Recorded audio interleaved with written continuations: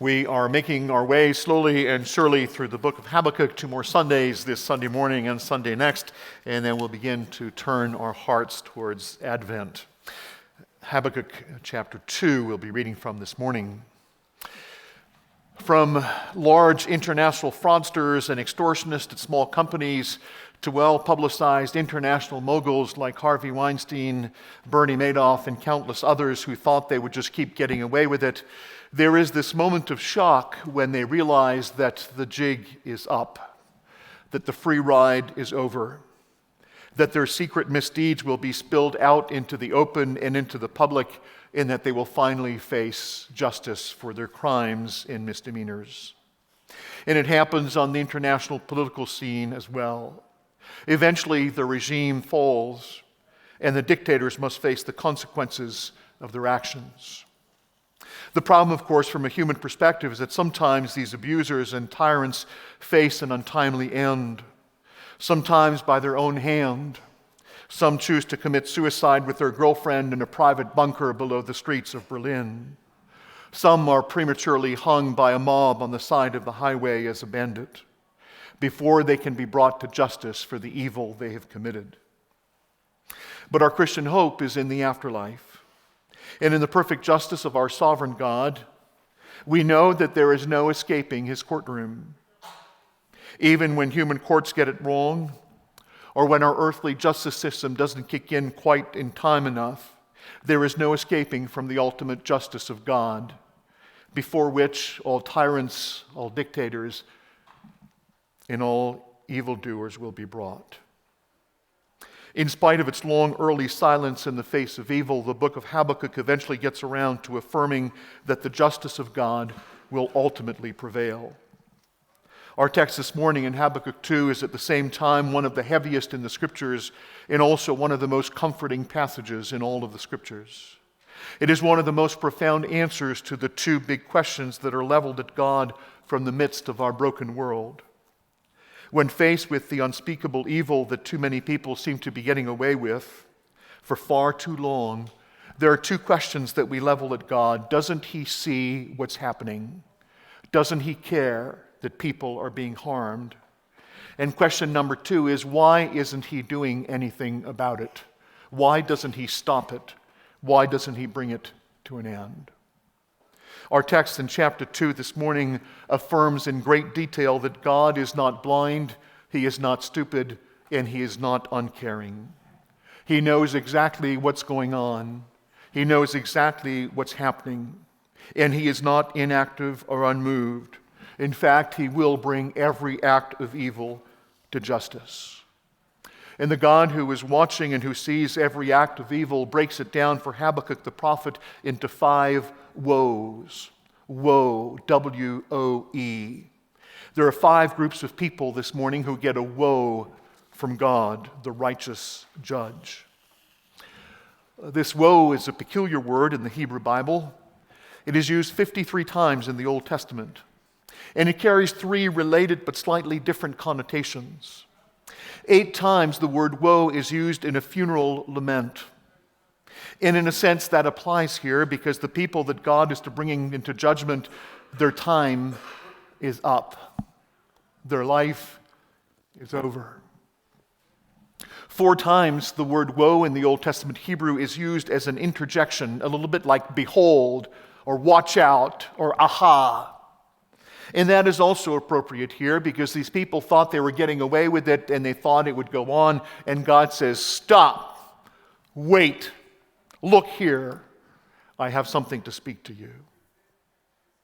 But finally, the most widespread use of the term woe in the Old Testament Hebrew is an announcement of doom. It is a proclamation of judgment that is coming and that is here.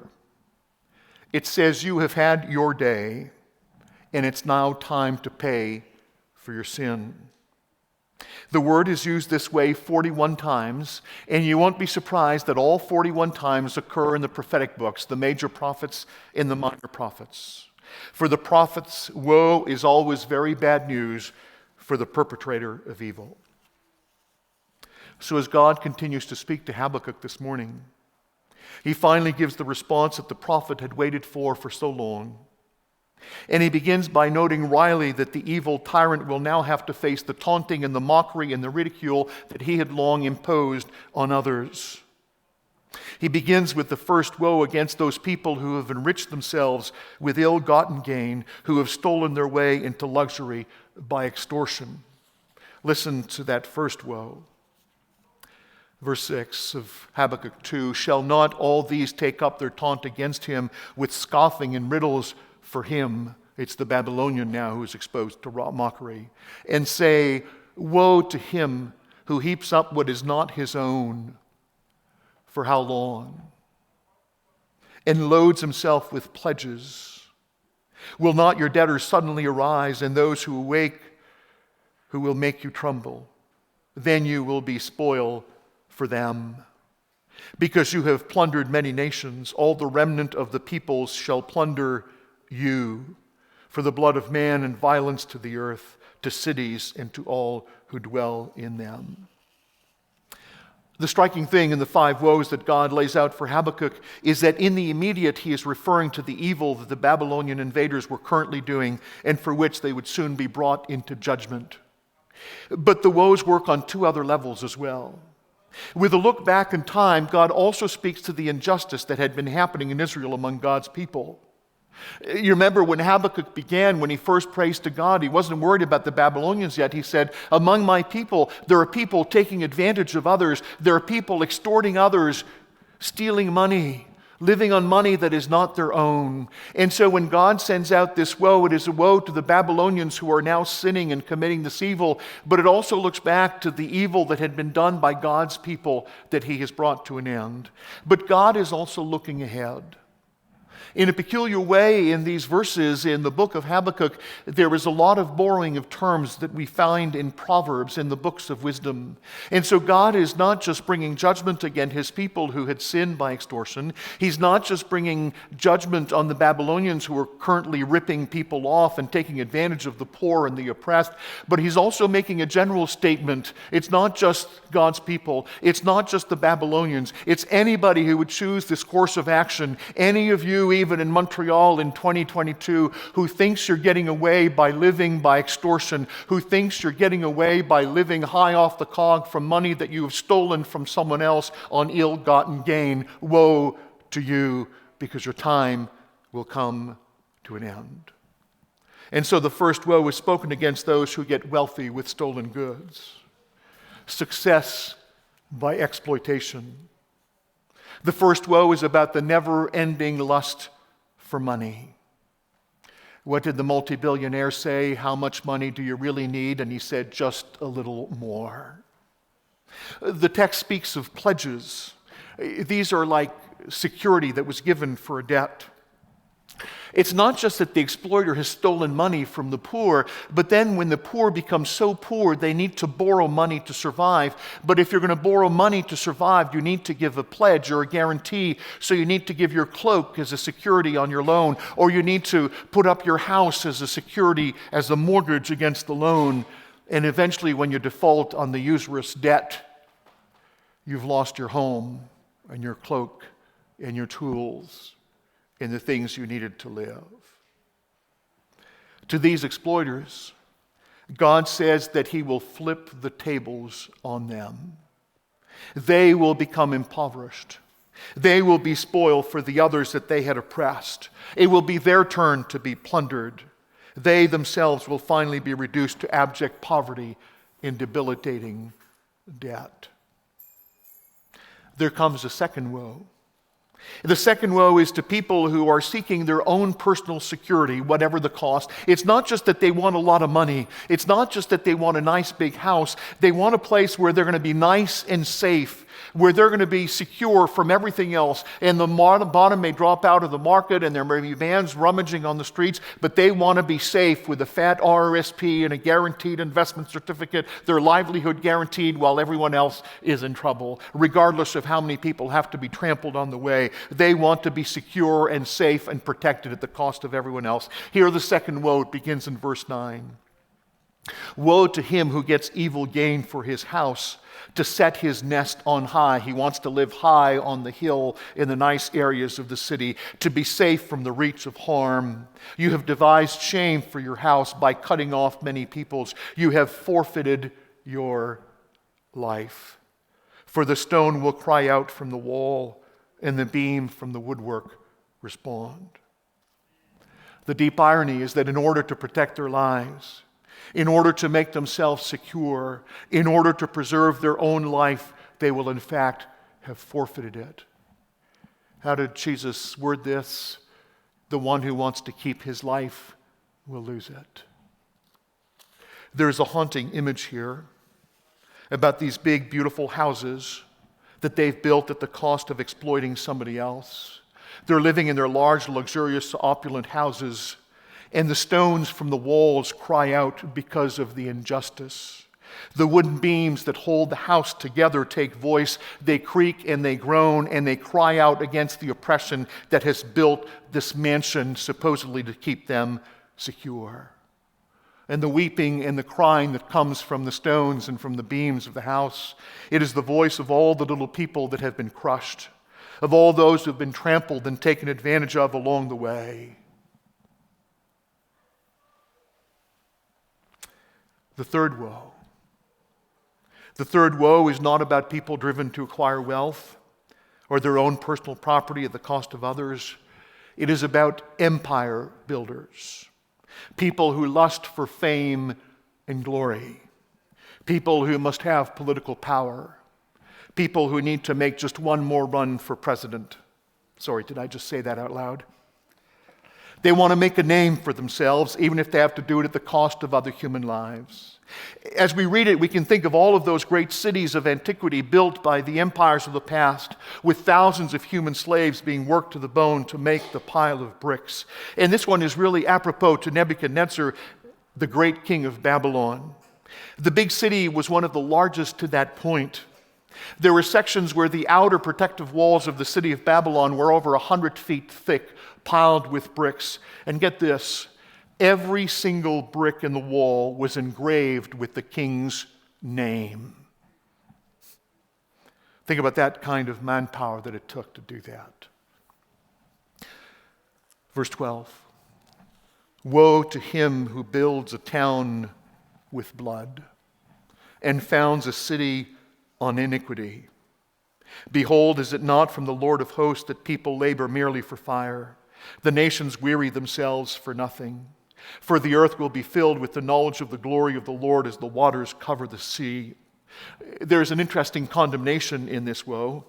The Lord says that this great city, constructed with all of that effort and work over dozens of years, it will all be for nothing because one day it will all burn to the ground. This was never what the Lord of hosts had intended.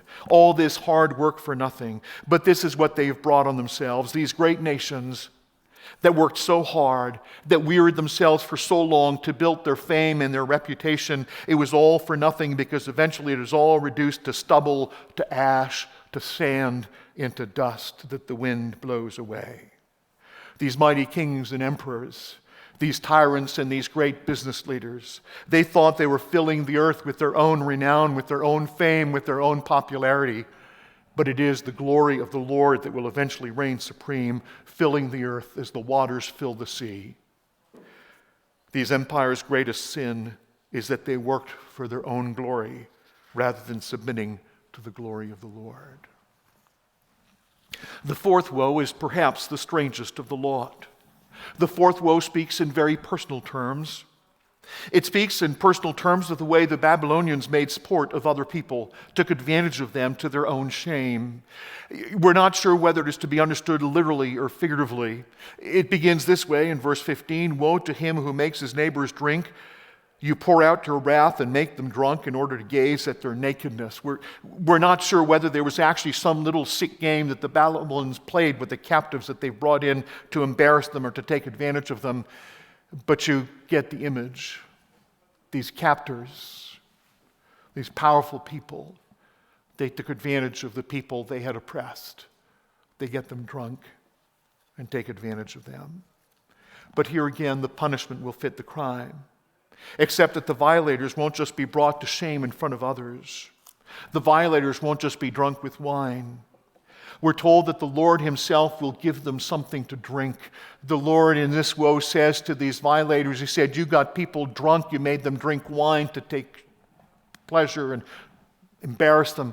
He says, now you're going to have to drink something that the Lord is going to give you to drink. And when the Lord gives you a cup to drink from his right hand, that is a cup of wrath and of judgment. Verse 16, you will have your fill of shame instead of glory.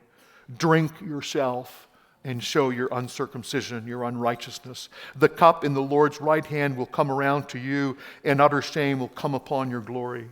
The violence done to Lebanon will overwhelm you, as will the destruction of the beast that terrified them. For the blood of man and violence to the earth, to cities and all who dwell in them. For all that you've done, for all the blood that you've shed, for all the cities that you've squashed and reduced to rubble, you will pay the price. You have made other people drink wine and get drunk. The Lord will feed you from his cup of wrath, from his right hand, and your day will be over. And finally comes the fifth woe. To those who worship idols rather than the true and living God. The worship of all these idols was just part and parcel of all the exploitation and abuse and robbery. These idols were not moral creatures of perfect sinlessness like our God is. They were brutes and beasts whose worship was based on violence, abuse, and death and exploitation. And so these mighty nations who thought they were building empires, they will come down, and so will their idols. Verse 18. What profit is an idol when its maker has shaped it? A metal image, a teacher of lies. For its maker trusts in his own creation when he makes speechless idols. Woe to him who says to a wooden thing, awake, and to a silent stone, arise. Can this teach? This idol, can it teach? Behold, it is overlaid with gold and silver, and there is no breath in it at all. Edward Bleiberg oversees the Brooklands Museum of Egyptian Art Galleries. And he says that the question he's been asked the most often by people who visit the museum surprised him the first couple of times he heard it. This, he says, is the most frequent question he gets asked about these statues of Egyptian gods. Why do so many of the Egyptian statues have broken noses? It's a question he's asked the most often. He'd taken for granted that the sculptures just get damaged. You know, there are these stone sculptures, and they travel, and after thousands of years, they get shipped around, and somebody's not careful, and the nose sticks out, and it gets broken off, and that's just the way it happens. It's just, you know. But then as he started to look at the statues, he said the consistency of the patterns, the consistency of the damage found in the sculpture suggests that it was purposefully done. A protruding nose on a three-dimensional statue is easily broken if it's shipped. What he couldn't explain is that a lot of the sculptures that he had are bas-relief, that are flattened parts that are sculpted, and on a lot of those, the noses of the statues was cleanly broken off. It was more than coincidence. He did some reading and some digging. And he discovered that the ancient Egyptians believed that the essence of a deity would inhabit the image, the carved image of that deity. And he discovered that these campaigns of vandalism were therefore intended to deactivate an image's strength. The damaged part of the body of the stone idol is no longer able to do its job. Without a nose, the statue spirit ceases to breathe. So by cutting off its nose, the vandal is actually killing the idol or the god. To hammer off the ears of a statue of a god, as was often done, would make it unable to hear a prayer. It's no surprise that pharaohs regularly issued decrees with terrible punishments for anybody who would deface the images of them after they were dead. Bleiberg noted the skill evidenced by the iconoclasts. They were not vandals recklessly and randomly striking out works of art. In fact, the targeted precision of their chisels suggests that they were skilled laborers, trained and hired for that exact purpose. Now imagine this. Imagine how scary it would be if the God we worshiped and the God we trusted in could be rendered powerless and ineffective simply by a man with a chisel and a hammer. And so God tells Habakkuk that he is not like any of the other gods. Our God is not a piece of wood. He's not carved out of stone at the whim of some artisan with a chisel and a hammer. Verse 20 of our text says, "But the Lord is in his holy temple. Let all the earth keep silence before him." These 5 woes would soon come to a crushing end for the Babylonian Empire. Belshazzar had risen to the throne after Nebuchadnezzar. And we are told in Daniel 5 that in one night of drunken orgy and revelry, the king crossed a line he had never crossed. As they were all drunk that night, he called to be brought the vessels of silver and gold that had been pillaged from the temple of God in Jerusalem. Bring on the vessels. And they used them to get drunk in that wild, drunken orgy. And the line had been crossed. And the sin of the Babylonians had come to an end. And in their haze, the partygoers saw a hand appear, like a human hand. And the human hand wrote on the wall. Now, you need to understand that on the wall inside this royal courtroom where the party was going on, there were huge walls. They were floor to ceiling, dozens of feet high and very wide, hundreds of feet across. And what the kings would do is that these walls would be illumined and illustrated with the frescoes of all of their great battles. Inside this party room, these walls would be painted in a fresco. It was paint that was applied in the soft plaster as it hardened, and there would be illustrations of the great battles and the greatness of King Belshazzar.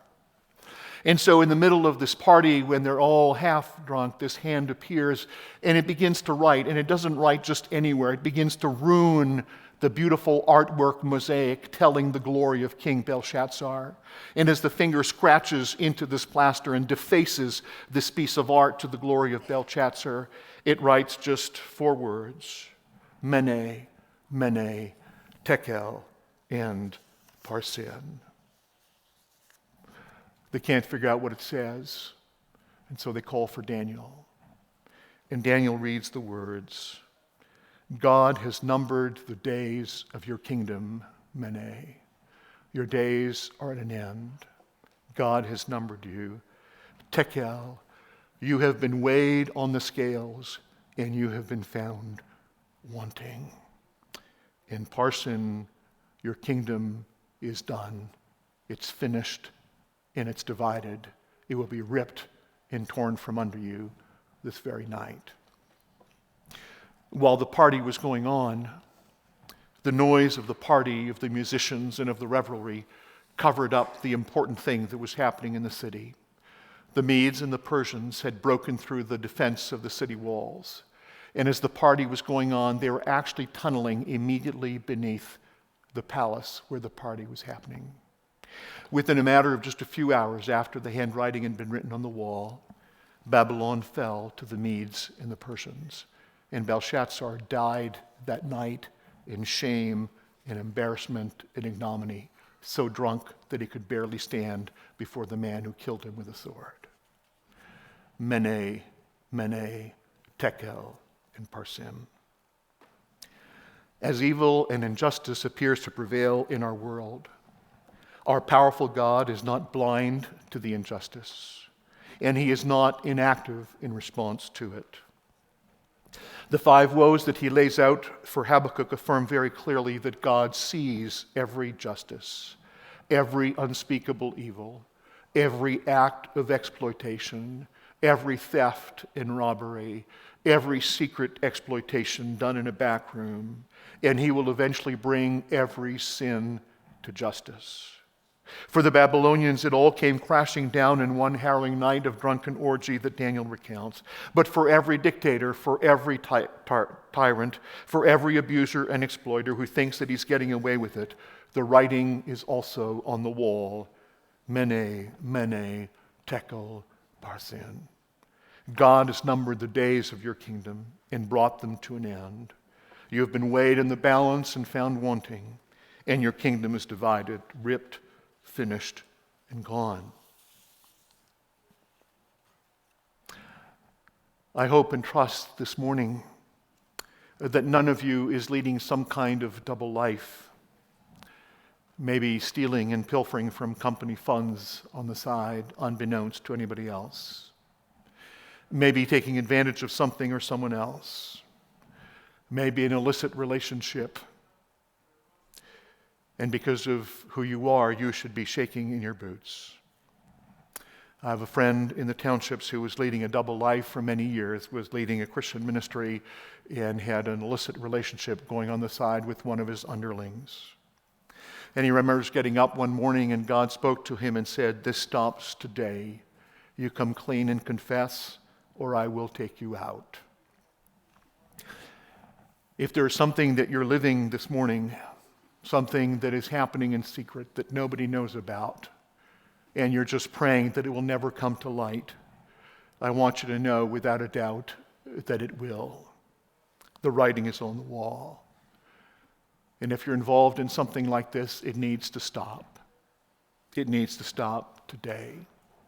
You speak to me if you need some help bringing it to a stop, but you better end it before God does, because it's much more painful when it ends that way. But I sense that for the vast majority of you this morning, the words of woe are words of comfort and peace. We know this morning that Putin's days in Ukraine and in Russia are numbered. That evil regime you dread back in your homeland, God is watching them. He has weighed them on the scale and found them wanting. Whether they're in Togo or Cameroon, Ghana, or the Middle East, in Iran or in Russia, the tyrants eventually come to an end. Those lives taken in secret, all that wealth pilfered at the expense of the poor, the day will come when they themselves will be plundered and left with nothing but ash and dust blowing in the wind. That boss, that supervisor at work who seems to take an evil pleasure in making your life difficult, it will come to an end in God's good time and with his righteous judgment on the oppressor. God is not blind. He is not stupid. He is not uncaring. And he is not inactive. It will be brought to justice. It will all be brought to justice, because the Lord is in his holy temple.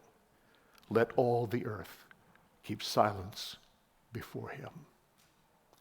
Amen.